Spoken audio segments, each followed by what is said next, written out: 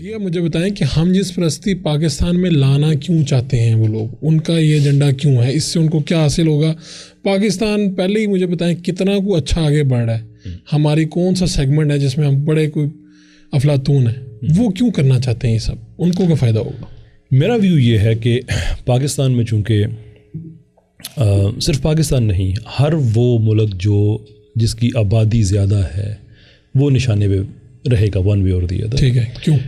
اس لیے کہ لبرلزم کو بہرحال لوگ تو چاہیے. اب لبرلزم کا پرابلم یہ ہے کہ جہاں پہ جاتا ہے وہاں پہ آبادی ختم ہونا شروع ہو جاتی ہے، کیونکہ اس کا ایک نیسسری کانسیکوینس ہے، اس کا پورا ایک لاجیکل اسٹرکچر ہے جو اس وقت اگین ہمارے پاس وقت کم ہے، میں اس پہ زیادہ بات نہیں کروں گا.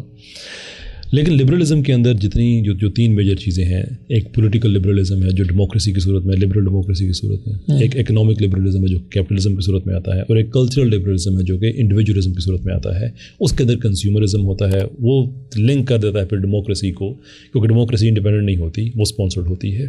ٹھیک ہے، ویسٹ میں بھی اگر آپ نے اگلے الیکشن میں اگر آپ یہ جاننا چاہتے ہیں کون سا صدر جیتے گا، مجھے ایک ہفتہ دے میں آپ کو بتا دوں گا. This is how identified it is کہ کس کو کون سے اسپانسر کہاں سے مل رہے ہیں.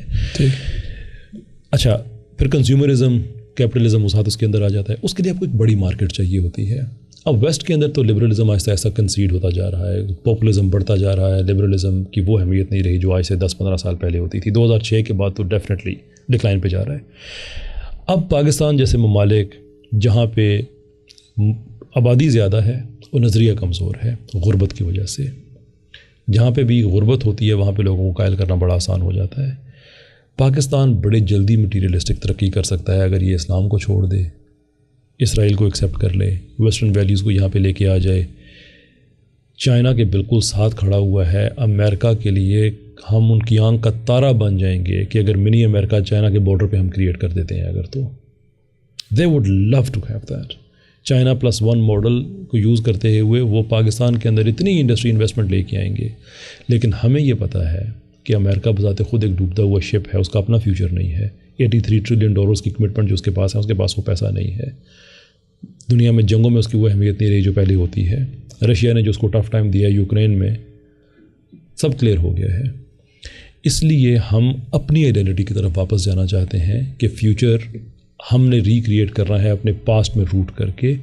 ہم یہ نہیں کر سکتے کہ ہم ہمیشہ کسی اور کی جو وہ تھا پہ کسی اور کی جو دھن ہے اس پہ رقص کرتے رہیں. ہمیں اپنی دھن پہ رقص کرنا ہے. ہم اس لیے ریزسٹ کرتے ہیں اور کہتے ہیں کہ ہمیں اپنا ایک آرڈر چاہیے. جی جتنے آئیڈیاز ہیں ہم مان لیتے ہیں امریکہ کے پالیسی لیول پہ، جو کہ منوا بھی رہا ہے. یہ جو آگے میں نے اسکولوں وغیرہ کی ایگزامپلس دی ہیں، منوا تو رہا ہے. لیکن سب کے پیچھے امریکہ. دیکھیں، ہم جب کہتے ہیں امریکہ ہے تو اس کا مطلب یہ ہے کہ ویسٹرن سویلائزیشن ہے. لیکن آپ سردار کا نام لیتے ہیں تو یہ ویسٹرن سویلائزیشن ہے بیسکلی، جو خود کو ایکسٹینڈ کرنا چاہتی ہے.